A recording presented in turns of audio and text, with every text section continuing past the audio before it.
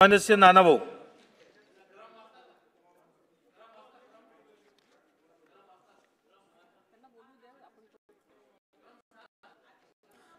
चालू द्या मग सांगतो. नानाभाऊ.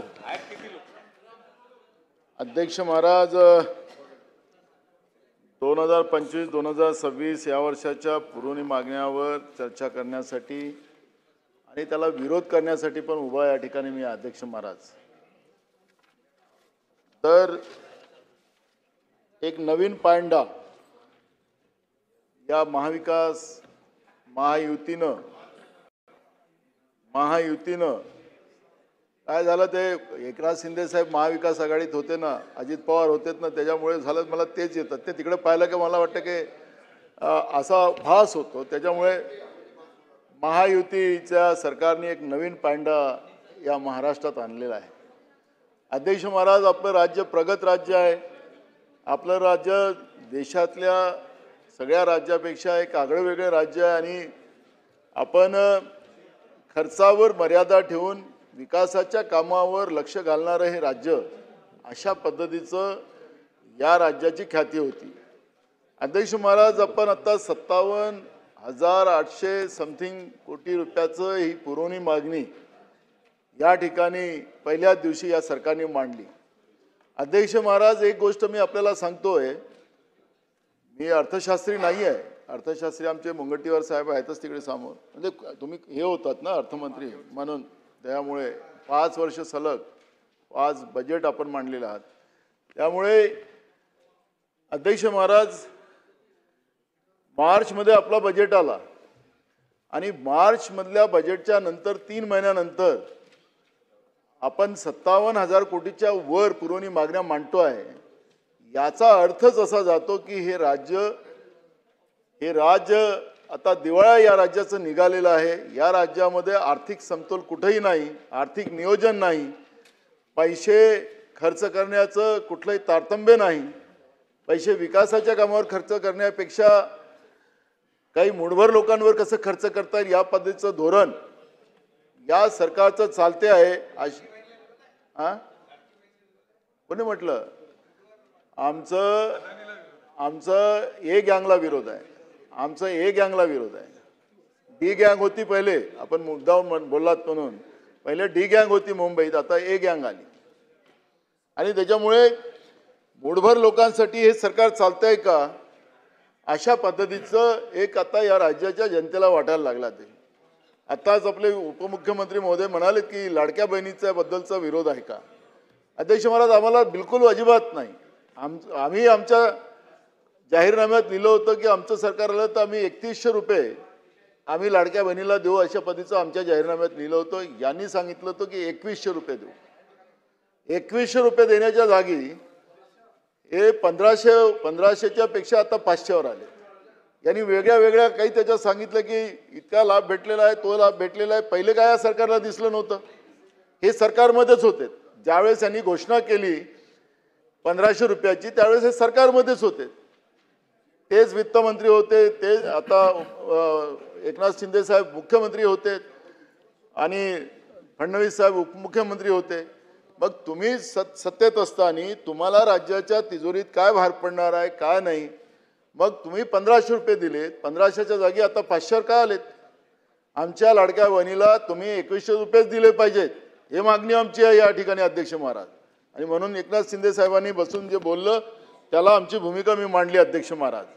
अध्यक्ष महाराज, या ठिकाणी गृह विभाग, कृषी पशुसंवर्धन, दुग्ध विकास, मत्स्य विभाग, उद्योग, ऊर्जा, कामगार, खनिकर्म विभाग आणि मराठी भाषा विभाग. अध्यक्ष महाराज, या ठिकाणी बाब क्रमांक 7 पृष्ठ क्रमांक 7 सरकारी अभियोग कार्यालयातील सहाय्यक सरकारी अभियोक्त्यांच्या प्रशिक्षणासाठी जवळपास या ठिकाणी मोठी निधी या ठिकाणी मागितलेली आहे. मोटार अपघात दावा न्यायाधिकरण कार्यालयाच्या खर्चासाठी मोठी निधी मागितली आपण. अध्यक्ष महाराज, मोठे मोठे आकडे या ठिकाणी आपण मांडलेले आहेत गृह विभागाचे, त्याच्यामुळे मी या बाब क्रमांकात जाणार नाही. पण अध्यक्ष महाराज, मागच्या अधिवेशनामध्ये गृह विभागाचा विषय असल्यामुळे मी आणि गेल्या शुक्रवारीच संभाजीनगर उच्च न्यायालयाने छत्रपती संभाजीनगर उच्च न्यायालयाने जो निर्णय दिला गेल्या अधिवेशनामध्ये नागपूरच्या अधिवेशनामध्ये म्हणजे आपल्या या अधिवेशनामध्ये बजेट अधिवेशनामध्ये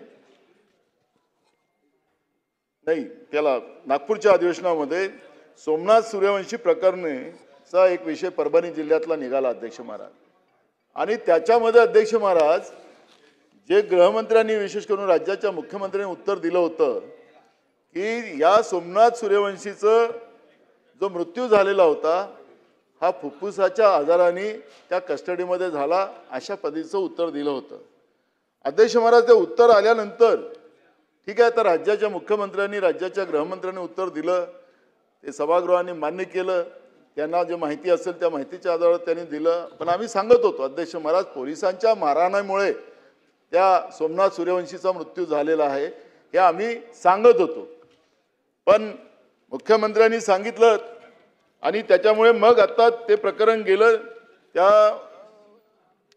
त्या युवकाची आई कोर्टात गेली मान्य उच्च न्यायालय इथं औरंगाबाद लिहिलेलं आहे त्याच्यामुळे औरंगाबादच वाचतो अध्यक्ष महाराज आणि त्या माननीय उच्च न्यायालयाने शुक्रवारी तो निकाल दिला अध्यक्ष महाराज आणि त्याच्यामध्ये त्यांनी असं सांगितलं की डॉक्टर बाबासाहेब आंबेडकर यांचा पुतळा परिसरातील संविधान प्रतिकृतीची जी तोडफोड करण्यात आल्याने परभणी शहरात तणावाचे वातावरण निर्माण होऊन या ठिकाणी अध्यक्ष महाराज हे जे सोमनाथ हा MA BEd आणि शेवटच्या वर्षाच्या कायद्याचा विद्यार्थी होता घटनेच्या वेळेस तो संविधानाची प्रत घेऊन शांततामय पद्धतीने आंदोलन करत होता पोलिसांनी अनावश्यकपणे त्याला अटक करून अमानुष मारहाण केल्याचे निरीक्षण दिनांक 4 जुलै 2025 रोजी नोंदवले सोमनाथ सूर्यवंशी यांचा पोस्टमॉर्टम अहवालात मृत्यूचे कारण अनेक जखमांमुळे झालेला शॉक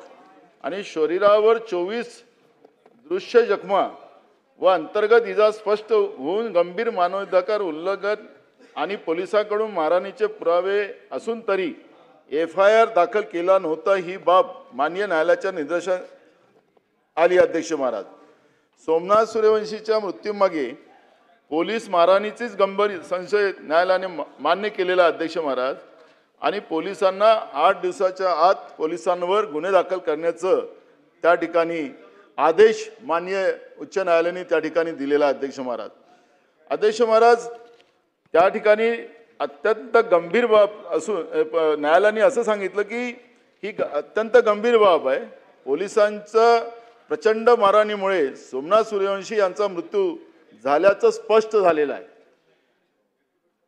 आणि त्याच्यामुळे अध्यक्ष महाराज सर्वसामान्य जनतेमध्ये मोठ्या प्रमाणात माननीय उच्च न्यायालयाने दिलेल्या निर्णयाच्या नंतर सरकारच्या बद्दलची तीव्र नाराजी महाराष्ट्रातल्या सगळ्या जनतेमध्ये निर्माण झालेली आहे अध्यक्ष महाराज मी अध्यक्ष महाराज कायदा सुव्यवस्थेवर याच्यावर बोलणारच आहे अध्यक्ष महाराज पण मुद्दाहून परवा शुक्रवारी झालेला आणि आज स्थगन नव्हता नाहीतर मी अध्यक्ष महाराज आज तुम्हाला मी या ठिकाणी मागणी करणार होतो की आम्हाला स्थगन या ठिकाणी द्या नाहीतर मग आम्हाला हक्कभंग आणण्याची आम्हाला आमची विनंती राहिली असती आणि हक्कभंग आणू द्या आम्ही असं विनंती आपल्याला केली असती कारण की या सभागृहामध्ये समजा खोटी माहिती दिली जात असेल आणि प्रशासनाने जी माहिती दिली तीच मान्य करून या सभागृहाचा दिशाभूल केला जात असेल तर ही गंभीर बाब आहे ही नवीन परंपरा या महाराष्ट्रात जसं 57,000 कोटीच्या पुरवणी मागण्या 3 महिन्यात बजेटच्या नंतर तुम्ही मांडत असाल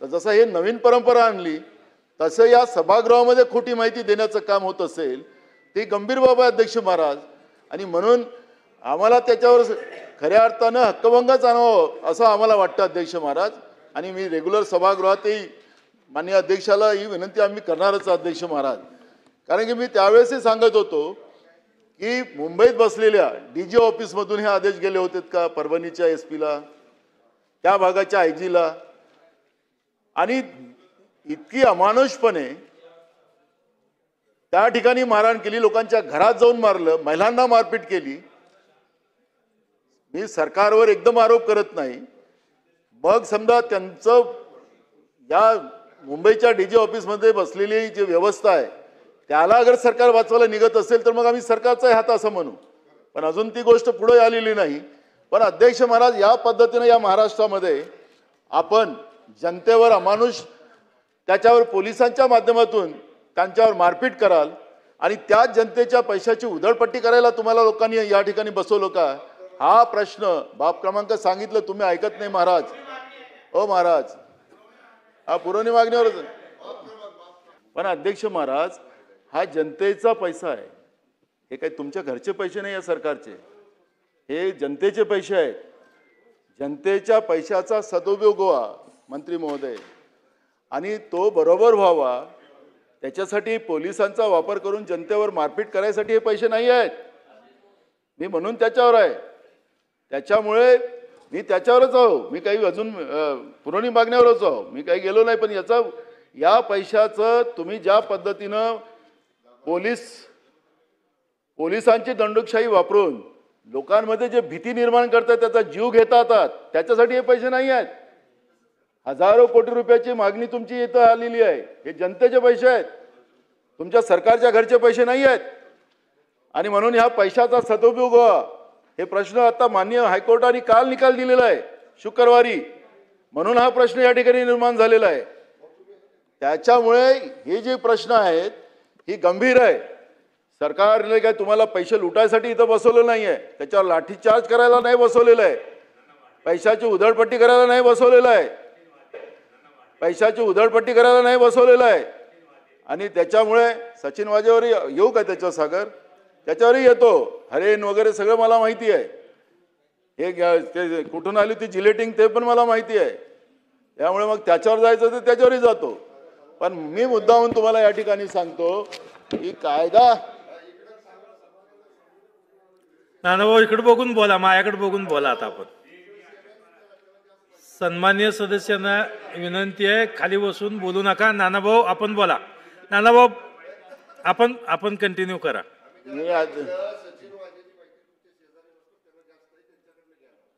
हे कसं आहे अध्यक्ष महाराज, महाराज आहेत, ते मंत्री आहेत, मधल्या काळात गृह राज्यमंत्री पण होते, त्यावेळेसच होते ज्यावेळेस हे घटना झाल्या. मी काय सांगतो अध्यक्ष महाराज, हे त्यावेळेस इकडेच होते. त्याच्यामुळे तिकडे काय झालेलं होतं काय नाही ते या दोघांना जास्त माहिती आहे, एकनाथ शिंदे साहेबांना, महाराजांना.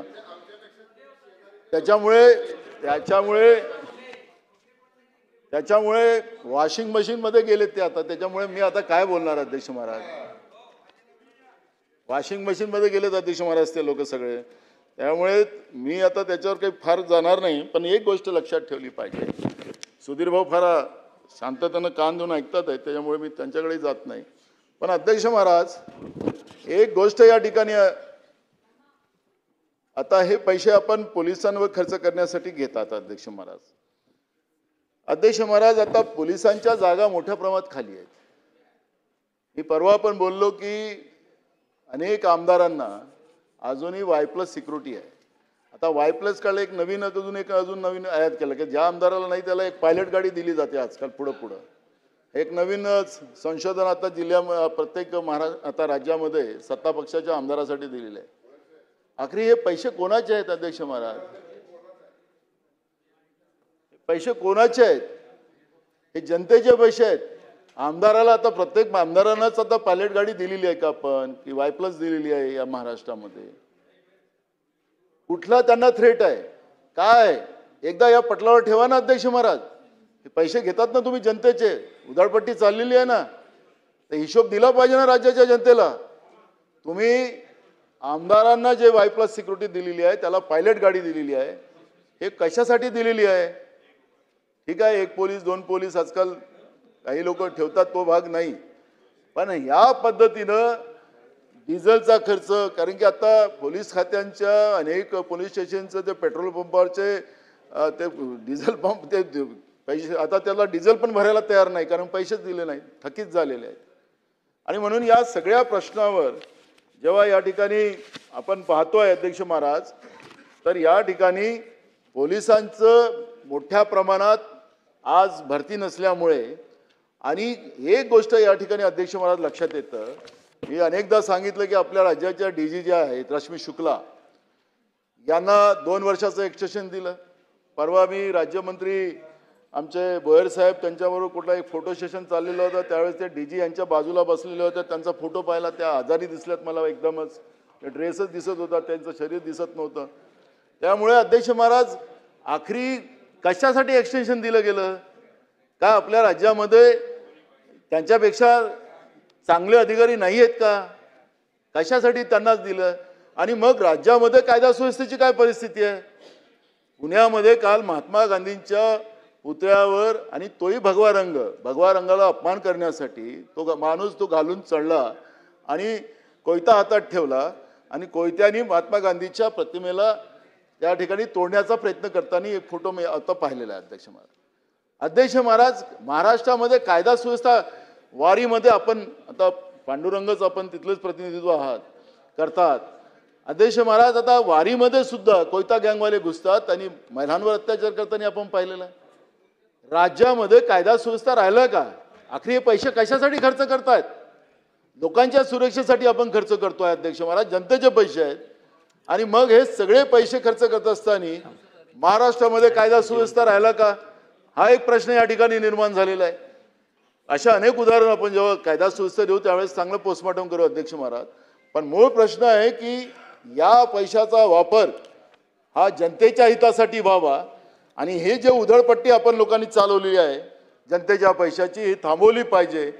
आणि म्हणून मी आपल्याला या ठिकाणी सांगतो की या सगळ्या व्यवस्थेमधल्या पोलीस विभागामध्ये ज्या सुधारणासाठी आपण हा पैसा घेताय त्याचा सदुपयोग व्हावा ही भूमिका. कारण की आपला जो बहुमत आहे, आम्ही समजा याला विरोध केला तरी तुम्ही बहुमताच्या आधारावर हे पैसे लुटायचा धंदा चालू केलेला तो चालू ठेवणारच आहात.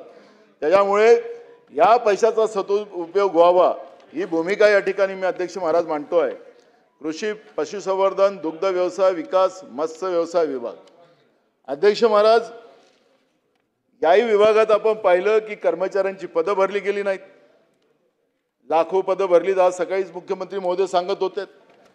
आज आता या सगळ्या विभागाचं तुम्ही आपल्याला जेव्हा उत्तर आम्हाला देणार तर या विभागामध्ये कृषी असेल, पशुसंवर्धन असेल, दुग्ध व्यवसाय असेल आणि मत्स्य व्यवसाय विभाग असेल, इथली किती पदं खाली आहेत हे जेव्हा आपण माहिती द्याल अध्यक्ष महाराज तर हे पैसे विदाऊट अधिकारी कसे खर्च करत असतात. हे पशुसंवर्धनामध्ये अध्यक्ष महाराज डॉक्टरच नाहीत गावामध्ये, औषधी नाही अध्यक्ष महाराज. शेतकऱ्यांचे दुधारू जनावर तिथं एखादी तब्येत खराब झाली तर त्याला वेळेवर ट्रीटमेंट द्यायला आपल्याजवळ डॉक्टर नाही अध्यक्ष महाराज. आणि म्हणून ही सगळी व्यवस्था जी आहे कृषी विभागाचाही तोच हाल आहे अध्यक्ष महाराज. मोठ्या प्रमाणात शेतकऱ्यांच्या पिकाचं नुकसान होते आणि त्याला जे माहिती पाहिजे ती माहिती वेळेवर मिळत नाही.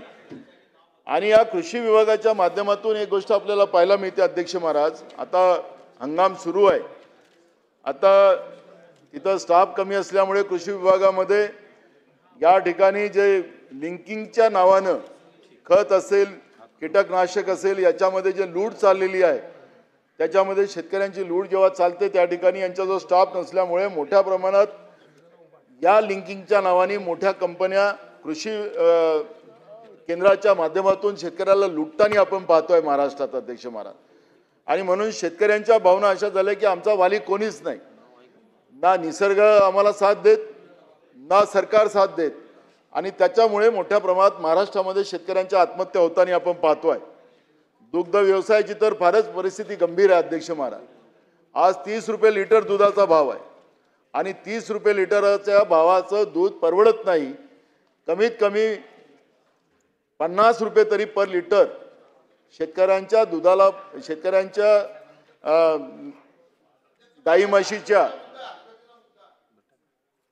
असलेल्या अध्यक्ष महाराज इथं शासनाने सांगावं की दुधाला भाव किती दिलेला आहे. आता त्यांना ते भाजपचे आमदार आहेत म्हणून काही त्यांना जास्त शासन देत आहे का असं काही तर. एक मिनिट अरे बाबा राहू द्या तुम्ही तुमचं. पिंपळे साहेब, ओ पिंपळे साहेब तुम्ही जाबा तर खरं. मी तुम्हाला शासनाने नानाभाऊ इकडे बघून बोला आपण. ओ मला काही त्यांनी रेकॉर्ड आणलं मला काहीच नाही. शेतकरी ऐकतात अध्यक्ष महाराज. अध्यक्ष महाराज शासनाने काय दुधाचे भाव ठरवलेले आहेत. एक मिनिट विकास भाऊ. शासनाने काय भाव दुधाचे ठरवले आहेत त्यांनी सांगावं. 58 रुपये असेल तर मला काही नाही, त्याला चांगलंच आहे ना, मी तर स्वागतच करेल. मी तर 50 रुपयेच मागतो, तुम्ही 58 म्हणता, तर मला 57 म्हणजे मी त्याचं स्वागतच करतो. 57 रुपये शासनाने दुधाचा भाव डिक्लेअर केला आहे का ही माहिती शासनाने मला द्या. म्हणजे तुम्ही डिक्लेअर करून टाका 57 रुपये, मी तर 50 मागत होतो, मी तर स्वागत करतो. 57 रुपये म्हणून भाव दुधाचा डिक्लेअर करून टाका. अध्यक्ष मला सत्ता पक्षाच्या आमदारांनी सांगितलेलं आहे, त्यामुळे मी त्याचं समर्थनच करतो. मी काही विरोध करत नाही, मी समर्थन करतो. आणि राज्य सरकारने याचा खुलासा करावा की दुधाला 57 रुपये भाव महाराष्ट्रामध्ये चाललेला आहे, हा त्या राज्य सरकारने खुलासा करावा, ज्याच्यामुळे दूध उत्पादक शेतकरी, अरे मला माहित आहे मी सन्माननीय सदस्यांना विनंती आहे, खाली बसून बोलू नका. नानाभाऊ कन्क्लूड करा. आपला 3च तास वेळ आहे आपल्याला चर्चेवर चर्चा करा. हो मला माहित आहे, हो फॅटवर नाही दुसरं आम्हाला माहिती आहे तुमचं फॅट वगैरे. पण अध्यक्ष महाराज नानाभाऊ बोला, आपण बोला बोला. डिस्टर्ब करतात ते लोक, मला सांगा. बोला आपण बोला, माझ्याकडे बघून बोला. मला तर आता मी तर मागेलच, आता तो भाव आता हिशोब 57चाच भाव मागेल आम्ही ठरला. हा आणि अध्यक्ष महाराज या दुग्ध विकास विभागामध्ये सुद्धा तुम्हाला हॉस्पिटलच्या इमारती नाही अध्यक्ष महाराज, तुम्हाला डॉक्टर नाहीत, तिथं व्यवस्था नाही.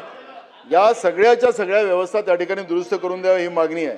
मत्स्य विकास मंत्री येतं बसलेले आहेत अध्यक्ष महाराज, त्यांचं लक्ष समुद्रावरच जास्त आहे अध्यक्ष महाराज, मत्स्य विकास मंत्र्यांचं. पण गोळ्या पाण्याच्या मच्छीमारांच्या बाबतचं त्यांचं जे काही धोरण आम्ही पाहतोय ते धोरण चुकीचं येत आहे असं मला वाटतंय. आपण जो GR काढला आता आणि मत्स्य व्यवसायाला तुम्ही कृषीचा दर्जा दिला अशा पद्धतीचं घोषणा आपण केली, काय खरंच आपण जे मूळ मत्स्य व्यवसाय करणारी जी लोक आहेत परंपरागत, त्या परंपरागत व्यवसाय करणाऱ्या मच्छीमारांसाठी आपलं धोरण नाही आहे. हे धोरण जे नव्यानं काळ्याचं पांढरं करायसाठी ज्याला असेल, कारण की जसं जंगल में मोर नाचा किसने देखा, तसंच मंत्री महोदय पाण्यामध्ये किती पिकलं नाही पिकलं हे काही समजायचा कार्यक्रम नाही आहे. त्याच्यामुळे आपलं जे धोरण आहे, जे बिचारे लुंगटीवर राहणारे, झोपडीत राहणारे गरीब लोक, जे मत्स्य व्यवसायावर ज्यांचा उदरनिर्वाह चालतो, ते जे परंपरागत मत्स्य व्यवसाय करणारी जी लोक आहेत त्यांच्यासाठी आपलं धोरण नाही झालेलं आहे. तुम्ही काय केलं की एका तलावात, आमच्याकडे तलाव असतात, तुमच्याकडे समुद्र आहे, समुद्रात किती लोक जाऊ शकतात, पण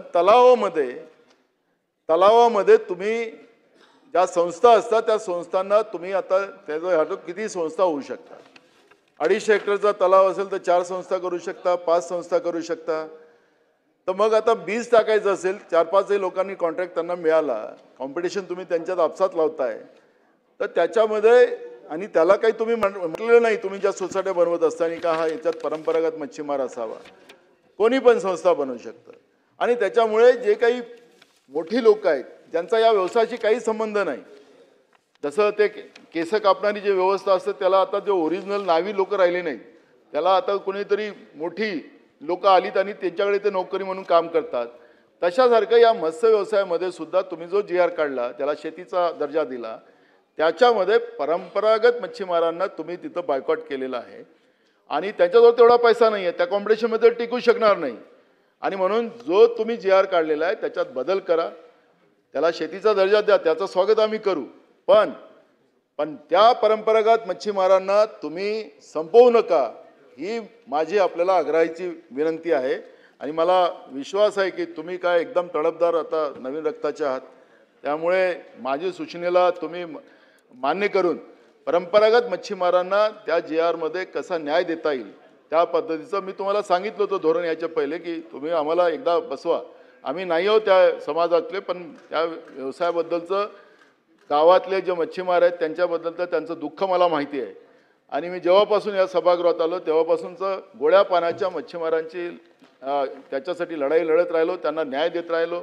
95चा GR तुमच्या बाबांनी जो काढला होता तो GR आम्ही त्यावेळेस बदलवून पुन्हा मच्छीमारांसाठी केला, पण तुम्ही आता त्या 95च्या GR पेक्षाही खतरनाक GR आता काढलेला आहे आणि म्हणून आपल्याला त्याच्यातला सुधार करावा लागेल, ही भूमिका या ठिकाणी मी मांडतोय.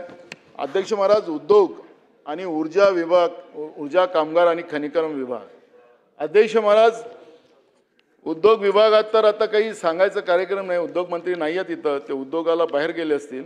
पण अध्यक्ष महाराज, यांनी सांगितलं की आम्ही मोठ्या प्रमाणात आता आमच्या राज्यामध्ये आम्ही नवीन इन्व्हेस्टमेंट आणलेलं आहे, लाखो कोटीचं वगैरे वगैरे मोठे मोठे आकडे सांगले जातात.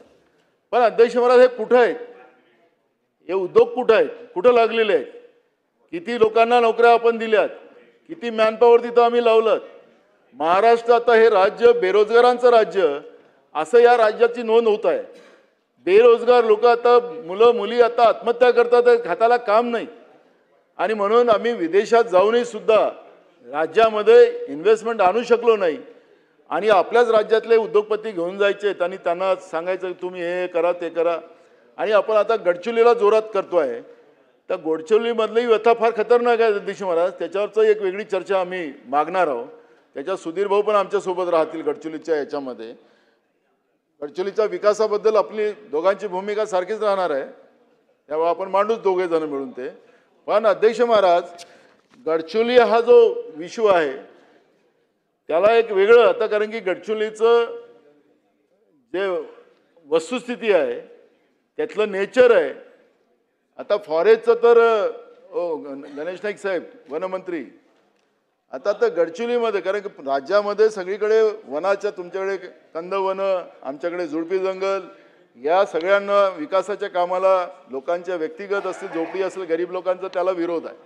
पण गडचिरोलीमध्ये मोठी झाडाची जंगलं पूर्ण बिनधास्त उद्ध्वस्त केली जातात. काही नाही, काय साऱ्याला पूर्ण त्याला काही वेगळी परवानगी आणली काय माहीत नाही होतं केंद्राची किंवा राज्याची, मला माहिती नाही. पण त्या ठिकाणी मोठे झाडाचे जंगल सगळेच्या संप तोडण्याचं काम त्या ठिकाणी सुरू झालेलं आहे.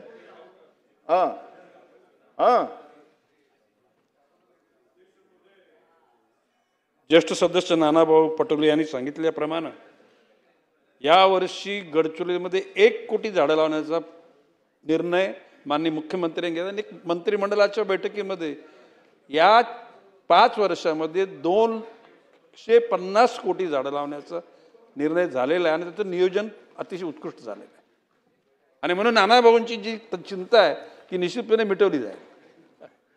अध्यक्ष महाराज, आपला नियमच आहे की जेव्हा आपण जंगल कापतो त्याच्यापेक्षा 3 पटीनं जागा उपलब्ध करून तिथं झाडं लावले पाहिजेत, अशा पद्धतीचं धोरण आपलं आहेच, काही आता नवीन धोरण नाही आहे.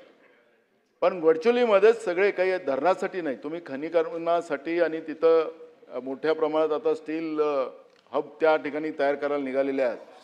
त्याच्यामध्ये ते मोठी मोठी जंगलं कापली जातात. पण तुम्ही जे म्हणालात गडचिरोलीमध्ये झाडं लावण्याचा, जागा कुठं आहे तुमच्याजवळ? हे सगळ्या जंगलातली सगळी व्यवस्था त्या ठिकाणी सगळं तुमचं काम चाललेलं आहे. हे सुरजागड असेल, जेवढ्या काय आता नवीन तुम्ही आणता ते सगळं तिथं जंगलातच आहे. तुम्ही काय गावात झाडं नाही लावू शकणार. तुमच्याजवळ जागा कुठे आहे? तुम्हाला आता शेतकऱ्यांच्या जागा तिथं तुम्ही ताब्यात घेतात, त्या सगळ्या उद्योगासाठी घेतात. पण सगळं खनिकर्म तुमचं जंगलात चाललेलं आहे, तर झाडं लावणार कुठं? हा पण प्रश्न आहे. मंत्रिमंडळात कशा आधारावर निर्णय घेतला मला माहिती नाही. म्हणून मी मगाशी उल्लेख केला की आम्ही सुधीर भाऊ आणि आम्हाला गडचिरोली पूर्ण एक कोपरा कोणता सगळ्या आम्हाला दोघाला जास्त माहिती आहे. त्याच्यामुळे मी तुम्हाला सांगतो की त्या गडचिरोलीवरची चर्चा झाली तर आम्ही दोघंच जण तुम्हाला पूर्ण चित्र, तिथला भूगोल आम्ही तुम्हाला समजावून सांगू शकतो. आणि म्हणून मी आपल्याला एक निमित्तानं सांगतो की तुम्ही राज्यामध्ये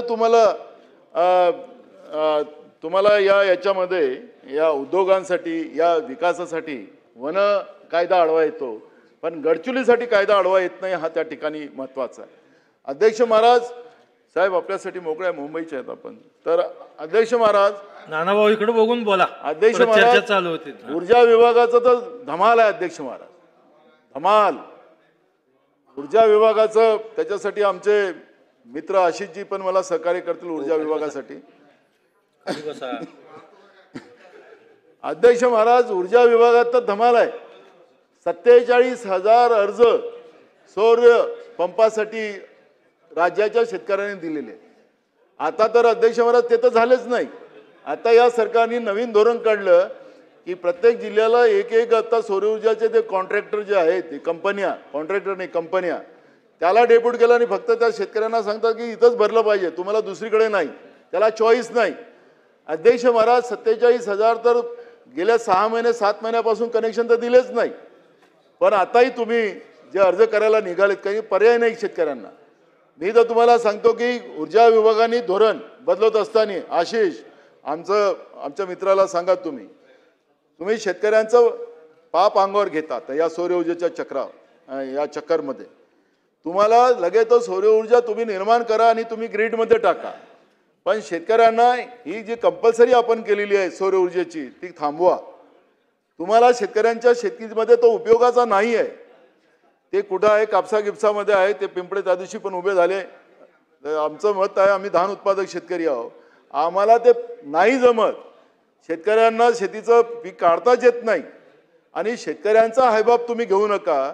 आणि मी तुम्हाला सांगतो ग्रीडमध्ये टाका आणि ती लाईन. आता तुम्ही सांगाल की आम्ही मोफत निर्णय केला आहे, आम्ही हे केलं आहे, तुम्ही बाका वाजवणार, तुम्ही सगळं बाका वाजवणार, आम्ही मोफत केलं. काय शेतकऱ्यांची अवस्था आहे, बांधावर चला म्हणजे तुम्हाला कळेल.